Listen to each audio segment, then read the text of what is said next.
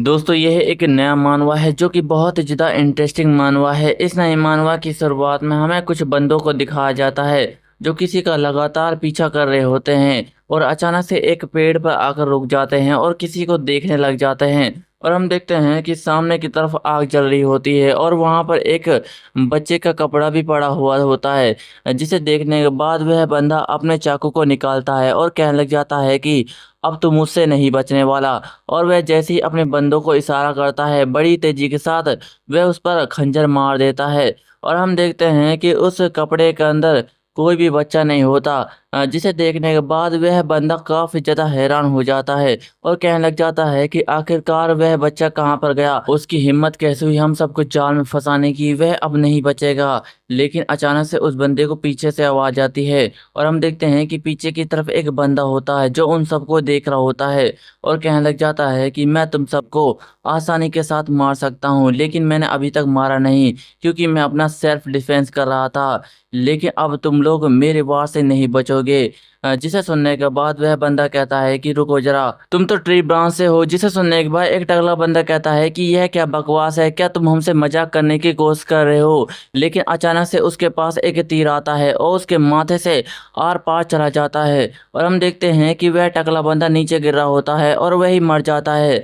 जिसे देखने के बाद उसका बॉस और उसका बंदा भी काफी ज्यादा हैरान हो चुका होता है और उसका बंदा कहने लग जाता है कि रुको जरा, मैं अपने आप को सरेंडर करता हूँ। लेकिन हम देखते हैं कि तब तक वह बंदा अपनी तीर को चढ़ा चुका होता है और उसमें पार भर लेता है और बड़ी तेजी के साथ उस पर हमला कर देता है और कहने लग जाता है कि एक। और हम देखते हैं कि वह तीर उस बंदे के सीने में जाकर लगता है और वह बंदा भी वहीं पर मार जाता है। जिसे देखने के बाद उसका बॉस काफी ज्यादा घबरा जाता है और हम देखते हैं कि वह बंदा लगातार लकड़ी के तीर उन सब पर मार रहा होता है, जिसकी वजह से वह सारे के सारे बंदे मारे जाते हैं और वह बंदा एक और लकड़ी तोड़ता है।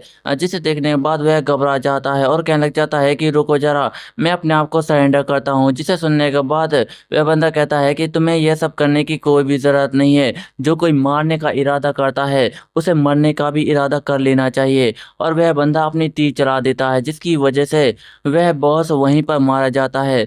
और हम देखते हैं कि वह बंदा उस बच्चे को उठाकर ले आया हुआ होता है और कहने लग जाता है कि मुझे तुम्हारे साथ अपने भी निशान मिटाने होंगे डेरिन, जैसा कि तुमने मुझसे कहा था यह उससे काफी ज्यादा अलग है। और वह उस बच्चे को वहीं पर रख देता है और वहां से जाते हुए कहने लग जाता है कि यह इंसानों की दुनिया सचमुच बहुत ही ज्यादा बोरिंग है।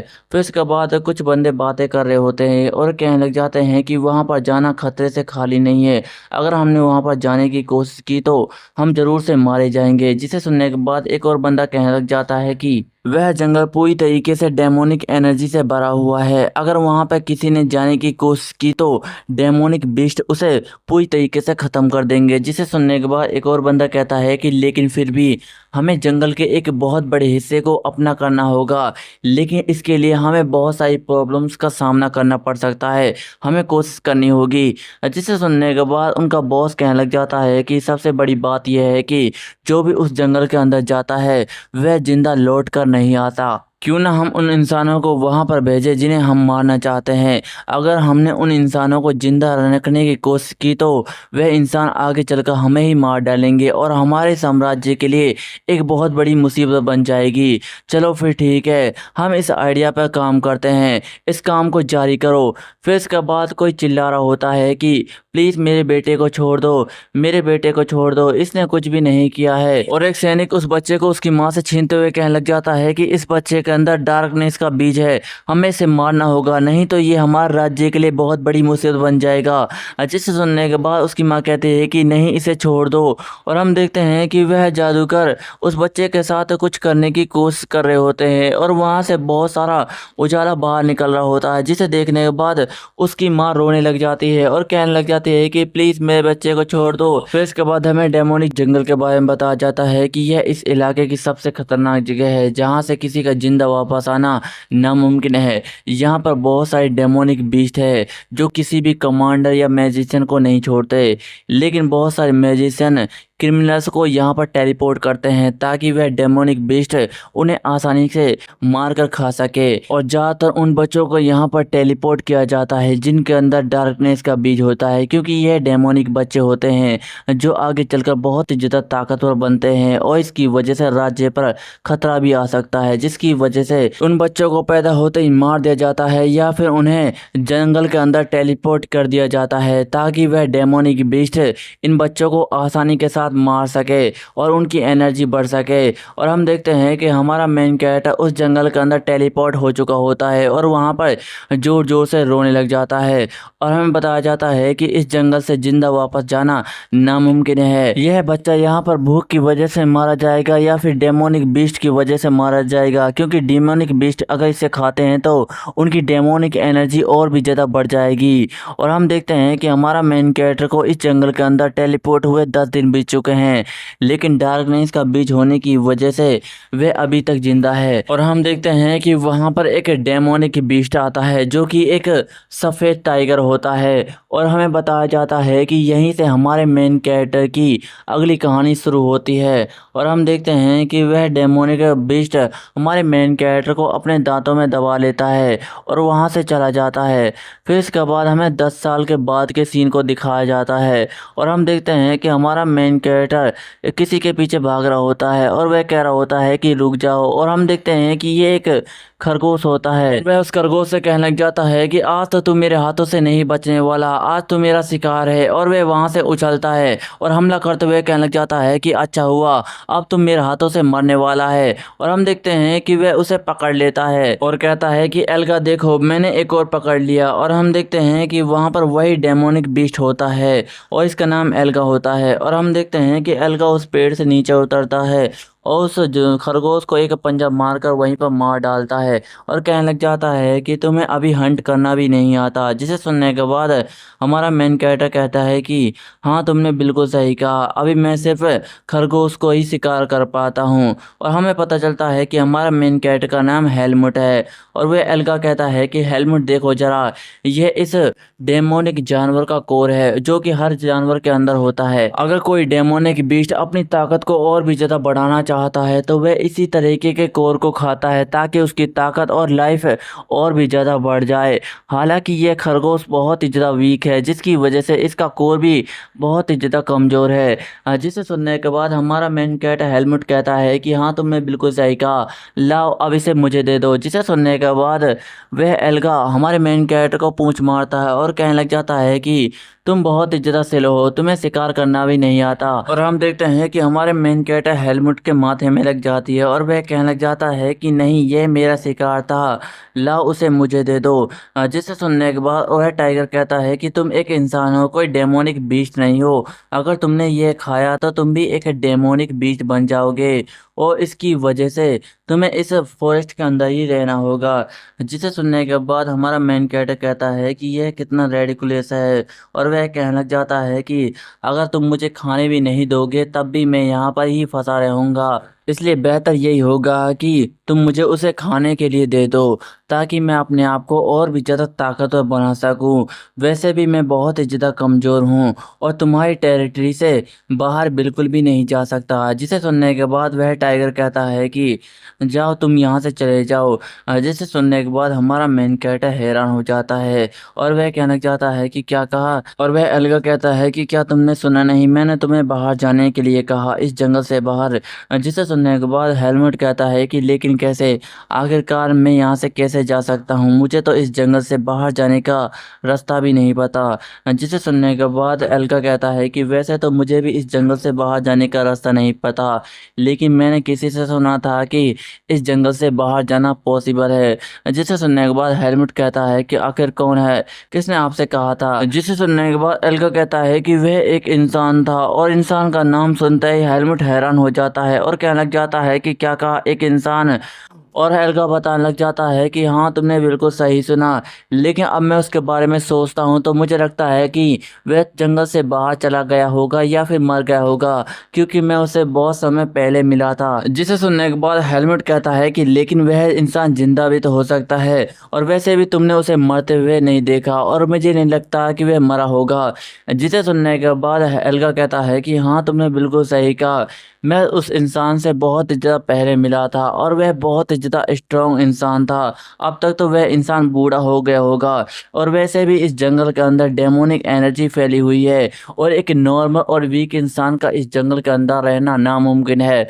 वह मारा जाएगा। तुम्हारे अंदर डार्कनेस का बीज है जिसकी वजह से तुम अभी तक जिंदा हो, और वैसे भी मैं उस इंसान से बहुत लंबे समय पहले मिला था। अब तक तो वह 90 साल का होगा। जिसे सुनने के बाद हेलमेट कहता है कि लेकिन तुमने तो मुझसे कहा था कि एक इंसान 100 साल से भी ज़्यादा जिंदा रह सकता है।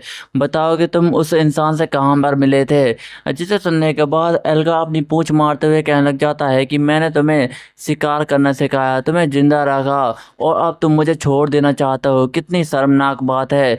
जिसे सुनने के बाद हेलमेट कहता है कि लेकिन तुमने तो कहा था कि मुझे अपने पैरों पर जिंदा रहना है। जिसे सुनने के बाद एल्गा कहता है कि जो भी मैंने कहा उसे भूल जाओ। जिसे सुनने के बाद हेलमेट कहता है कि अब मैं वापस नहीं जा सकता, मुझे जल्दी बचाओ। जिसे सुनने के बाद एल्गा गुस्सा हो जाता है और कहने लग जाता है कि मुझे फर्क नहीं पड़ता, तुम जा सकते हो। जिसे सुनने के बाद हेलमेट कहता है कि जगह तो बता दो। जिसे सुनने के बाद एल्गा बताने लग जाता है कि वह ईस्ट की तरफ है, और हम देखते हैं कि यह सुनते ही हेलमेट बड़ी तेजी के साथ ईस्ट की तरफ भागने लग जाता है। जिसे देखने के बाद एल्गा भी हैरान हो चुका होता है और कहने लग जाता है कि क्या तुम मुझे इतनी जल्दी छोड़कर जा रहे हो। मुझे भी तुम्हारी कोई भी फिक्र नहीं है, अगर तुम मर भी जाओ तो मैं तुम्हें बचाने के लिए बिल्कुल भी नहीं आऊँगा। और हम देखते हैं कि हेलमेट काफ़ी ज़्यादा खुश होता है और कहने लग जाता है कि मैं ये सोचकर काफ़ी ज़्यादा खुश हूँ कि मेरी तरह एक इंसान इस जंगल के अंदर मौजूद है, और वह भी काफ़ी ज़्यादा स्ट्रॉन्ग होगा। मुझे लगता है कि उसके अंदर भी डार्कनेस का बीज होगा जिसकी वजह से वह अभी तक इस जंगल के अंदर जिंदा है। आखिरकार वह कैसा होगा।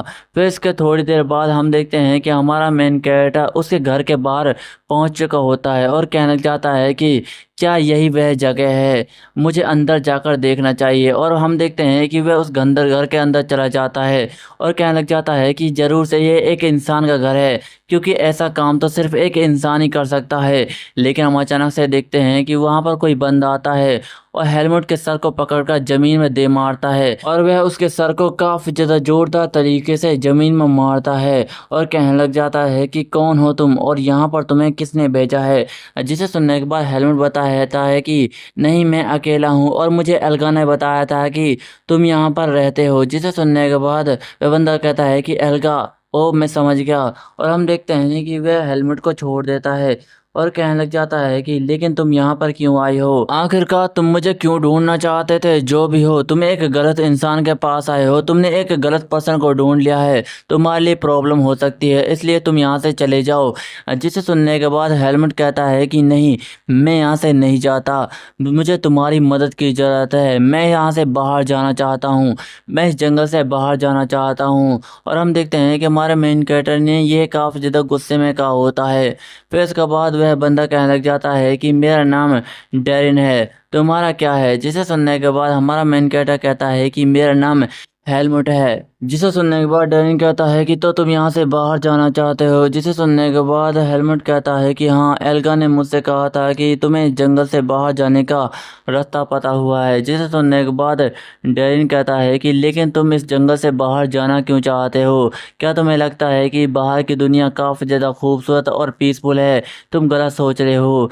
जिसे सुनने के बाद हमारा मेन कैरेक्टर हैरान हो जाता है और कहने लग जाता है कि तुम मुझसे क्या कहना चाहते हो। बाहर के इंसानों के पास बड़े बड़े दांत नहीं होते, बड़े बड़े पंजे नहीं होते, और उनकी बॉडी भी काफ़ी ज़्यादा कमज़ोर होती है। जिसे सुनने के बाद डैरिन कहता है कि लेकिन वे बहुत ही ज़्यादा खतरनाक होते हैं, किसी को भी बकसते नहीं है, और अपनी पोजीशन को पाने के लिए वे किसी भी हद तक जा सकते हैं। लेकिन यह बताओ कि तुम्हारा जन्म क्या इस फॉरेस्ट में हुआ है। जिसे सुनने के बाद हेलमेट कहता है कि नहीं, मेरा जन्म इस जंगल के अंदर नहीं हुआ, बल्कि मुझे तो इस जंगल के अंदर लाया गया है और यहाँ पर फेंक दिया गया है। जिसे सुनने के बाद डेरिन कहता है तो इसका मतलब है तुम्हें डार्कनेस के बीज हो। जिसे सुनने के बाद हमारा मेन कैरेक्टर हाँ कहता है और डेरिन वहां से जाते हुए कहने लग जाता है कि बाहरी दुनिया के अंदर जो भी बच्चे डार्कनेस के बीज के साथ पैदा होते हैं उन्हें पहले ही मार दिया जाता है, लेकिन तुम्हें इस जंगल के अंदर भेजा गया है। इसका मतलब है कि तुम नोबल के बेटे तो जरूर होगे। जिसे सुनने के बाद हेलमुट हैरान हो जाता है और कहने लग जाता है कि क्या कहा नोबल। जिसे सुनने के बाद डेरिन बताने लग जाता है कि इसका मतलब है कि तुम्हें जंगल में भेजा गया था, तुम्हें फैमिली के बारे में कुछ भी नहीं पता था, तुम्हें इस जंगल से बाहर जाना है और मुझे उस तेंदुए का कर चुकाना है। मेरी बात ध्यान से सुनना, जब तुम पैदा हुए तो तुम्हें इस जंगल के अंदर भेज दिया गया क्योंकि तुम्हारे अंदर डार्कनेस का बीज था। अगर तुमने इस बॉडी के साथ इस जंगल से बाहर निकलने की कोशिश की तो बाकी के इंसान तुम्हें पीछे पड़ जाएंगे और तुम्हें मार डालेंगे, चाहे तुम कितनी भी कोशिश कर लो। क्या तुम इसके बावजूद भी इस जंगल को छोड़कर जाने वाले हो? लेकिन हम देखते हैं कि हमारा मेन कैरेक्टर हेलमुट काफ़ी गुस्से से उसे देख रहा होता है। जिसे देखने के बाद वह बंदा कहता है कि अच्छा मैं समझ गया, और हम देखते हैं कि वह अपने एक हाथ से उसे उठा लेता है। जिसे देखने के बाद हमारा मेन कैरेक्टर कहता है कि यह तुम क्या कर रहे हो, मुझे छोड़ दो नहीं तो मैं तुम्हें मार डालूंगा। जिसे सुनने के बाद डैनी कहता है कि बच्चे तुम तो बहुत ही ज़्यादा गुस्से वाले हो। अगर तुम्हें इस जंगल के बाहर जाना है तो तुम्हें सबसे पहले एक इंसान बनने के तरीके को सीखना होगा और इसके बाद तभी तुम इस जंगल से बाहर जा सकते हो।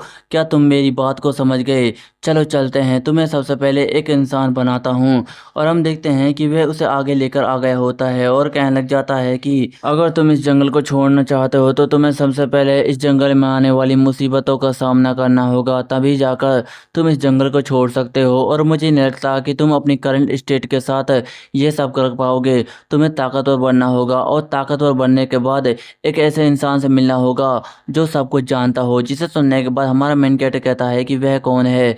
जिसे सुनने के बाद डैनी कहता है कि तुम्हें यह जानने की अभी कोई भी ज़रूरत नहीं है। जिसे सुनने के बाद हेलमुट कहता है कि ठीक है, अब मैं ताकतवर बनूंगा, लेकिन मुझे ताकतवर कैसे बनना होगा। और हम देखते हैं कि वह उसे अपने घर के अंदर ले आया हुआ होता है और हमारा मेन कैरेक्टर चिल्लाते हुए कहने लग जाता है कि यह क्या है, यह सब मैं नहीं करने वाला। जिसे सुनने के बाद डैनी कहता है कि इंसान यही सब करते हैं, तुम्हें यही सब करना होगा। और हम देखते हैं कि उसने उसे झाड़ू पोछे का काम दे दिया होता है और वह कहता है कि यहाँ पर बहुत सारा कचरा पड़ा हुआ है, तुम्हें यह सब साफ करना होगा। अगर तुम इस जंगल को छोड़कर जाना चाहते हो तो तुम्हें यह सब करना होगा। जिसे सुनने के बाद हमारा मेन कैरेक्टर हेलमेट काफ़ी ज़्यादा गुस्सा हो जाता है और कहने लग जाता है कि यह क्या बकवास है।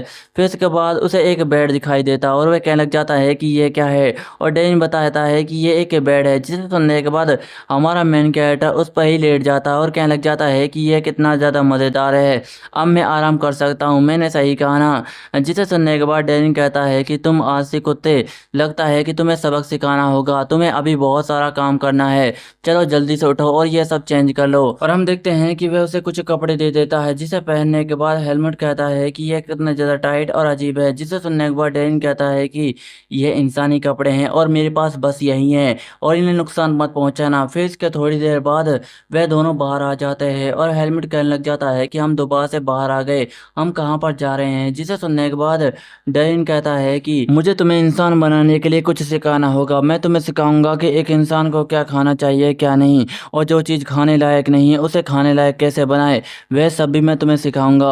और हम देखते हैं कि डैनी अपने पास से कुछ जड़ बाहर निकालता और कहने लग जाता है कि ये एक डेमोनिक रूट है जिसके अंदर एक कोर होता है और इसके अंदर डेमोनिक एनर्जी भरी पड़ी होती है, और अगर कोई इंसान इसे खा लेता है तो वह तुरंत ही मर जाएगा। लेकिन एक ऐसी जगह भी है जहाँ पर बिल्कुल भी डेमोनिक एनर्जी नहीं है, और हम देखते हैं कि वह पानी के पास आ जाते हैं। जिसे देखने के बाद हेलमेट कहता है कि वह चीज़ जरूर से पानी है। जिसे सुनने के बाद डैन कहता है कि हाँ तुमने बिल्कुल सही कहा, वह चीज़ पानी है, पानी की मदद से हम सारी की सारी डेमोनिक एनर्जी को बड़ी आसानी के साथ बाहर निकाल सकते हैं, चलो इसे खाकर देखो, ये खाने लायक हो गया है। जिसे सुनने के बाद हेलमेट उसे खाकर देखने लग जाता है और कहने लग जाता है कि तुमने सही कहा, ये खाने में काफ़ी ज़्यादा अच्छा है। जिसे सुनने के बाद डैन कहता है कि दिन बीतता जा रहा है, अब हमें वापस लौट देना चाहिए। फिर इसके बाद हमारा मेन कैरेक्टर कह रहा होता है कि मैं यहाँ पर इंसानों की नॉलेज को सीखने के लिए आया था, लेकिन उसने तो मुझे पानी भरने के लिए यहाँ पर भेज दिया है। आखिर मैं पानी को क्यों भरूं?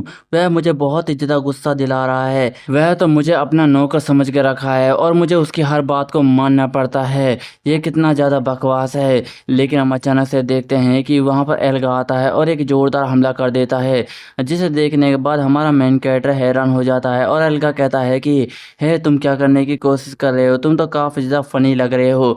जिसे सुनने के बाद हेलमुट कहता है कि उसने मुझे पानी भरने के लिए कहा था। जिसे सुनने के बाद एल्गा कहता है कि जब भी मैं तुम्हें किसी काम की कहता था तो तुम मना कर देते थे, लेकिन तुम तो उसकी बातों को मान रहे हो। जिसे सुनने के बाद हमारा मेन कैरेक्टर कहता है क्योंकि मैं स्ट्रॉन्ग बनना चाहता हूँ और इस जंगल से बाहर निकलना चाहता हूँ। जिसे सुनने के बाद एल्गा कहने लग जाता है कि क्या तुम सच में ताकतवर बनकर इस जंगल को छोड़कर चले जाओगे? जिसे सुनने के बाद हेलमुट कहता है कि हाँ, मैं कोई डेमोनिक बीस्ट नहीं हूँ, मैं एक इंसान हूँ और इंसानों की बस्ती में वापस जाना चाहता हूँ। जिसे सुनने के बाद एल्गा कहता है कि मुझे लगता है कि तुम्हारे यहाँ जाने के बाद ज़रूर से कुछ अच्छा होगा। जिसे सुनने के बाद हेलमेट कहता है कि मैं इसके बारे में कुछ भी नहीं जानता, लेकिन मेरे यहाँ रहने के बाद कुछ भी अच्छा नहीं होने वाला। अच्छा तो मैं यहाँ से चलता हूँ, हम बाद में मिलेंगे। और यह कहते ही हेलमेट वहाँ से चले जाता है, लेकिन हम देखते हैं कि एल्गा वहीं पर खड़ा रहता है और वह काफ़ी ज़्यादा उदास हो जाता है। और हम देखते हैं कि वह वहाँ से जाते हुए कहने लग जाता है कि मुझे लगता है कि तुम्हारे यहाँ जाने के बाद तुम काफ़ी ज़्यादा अच्छे तरीके से रहोगे। फिर इसके बाद हम देखते हैं कि हेलमेट काफ़ी ज़्यादा परेशान होता है और हम देखते हैं कि उसे कसरत कराई जा रही होती है और वह बंदा कहने लग जाता है कि तुम सही तरीके से करो। जिसे सुनने के बाद हेलमेट गुस्सा हो जाता है और कहने लग जाता है कि मैं बहुत ही ज़्यादा थक चुका हूँ।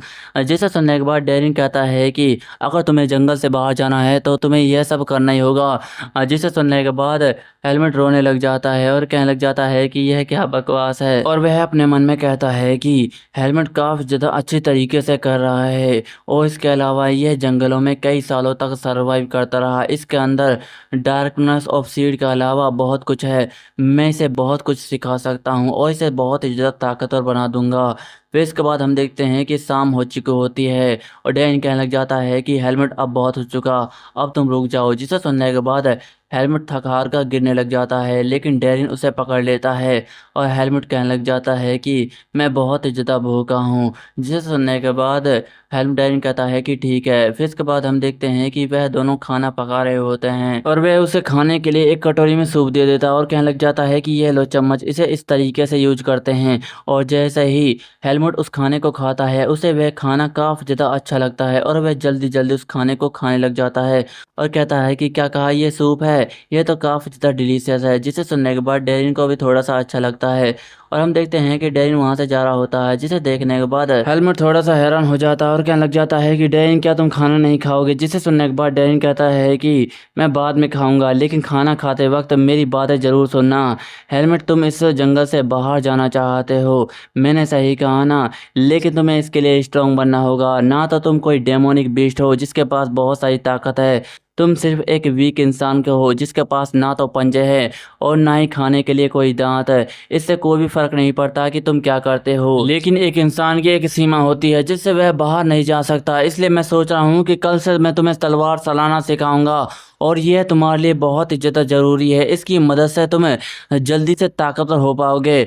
मैं तुम्हें दिखाऊंगा कि स्वॉर्ड क्या होती है। और हम देखते हैं कि वह उस स्वॉर्ड को पकड़ता है और उसमें ताकत भरने लग जाता है। जिसे देखने के बाद हेलमेट कहता है कि आखिरकार वह बंदा क्या करने की कोशिश कर रहा है। और हम देखते हैं कि डेरिन उस लकड़ी की तलवार को बड़ी तेजी के साथ घुमाता है और थोड़ी सी सांस लेते हुए एक जोरदार हमला जमीन के ऊपर कर देता है, जिसकी वजह से वहां से एक जोरदार कट निकलता है। और हम देखते हैं कि ये काफ़ी ज़्यादा जोरदार हमला होता है और इस हमले को देखने के बाद हमारा मेन कैरेक्टर हेलमेट भी काफ़ी ज़्यादा हैरान हो चुका होता है और कहने लग जाता है कि यह क्या था, वह लकड़ी की तलवार तो चमक रही है। और हम देखते हैं कि हेलमेट उस लकड़ी की तलवार को दोबारा से उठाता है और एक जोरदार कट दोबारा से मार देता है। और हम देखते हैं कि इस कट की वजह से वह पत्थर पर जाकर लगता है और इसकी वजह से वह पत्थर भी बीच से कट जाता है। और हम देखते हैं कि उस पत्थर के कट लगने की वजह से वह पूरी तरीके से चूर चूर हो जाता है, जिसे देखने के बाद हेलमेट काफ़ी ज़्यादा हैरान हो जाता है और कहने लग जाता है कि आखिर ये क्या था, ये कितनी ज़्यादा पावर है। और डैन कहने लग जाता है कि ये होती है एक इंसान की असली ताकत, जिसकी मदद से वह सरवाइव कर पाता है। जिसे सुनने के बाद हेलमेट कहता है कि आखिरकार तुमने यह सब कैसे किया। जिसे सुनने के बाद डैन कहता है कि देखो, जिस तरह एक डेमोनिक बीस्ट के अंदर डेमोनिक पावर्स होती हैं, उसी तरह एक इंसान के अंदर भी बहुत सारे पावर सोर्स होते हैं, जिस तरह तुम्हारे अंदर हैं। तुम्हारे अंदर डार्कनेस ऑफ सीड है, जिसकी मदद से तुम अपनी ताकत को कंट्रोल कर सकते हो। जिसे सुनने के बाद हेलमेट काफ़ी ज़्यादा खुश हो जाता है और कहने लग जाता है कि क्या मेरे अंदर भी ताकत है, क्या मैं ताकतवर बन पाऊंगा।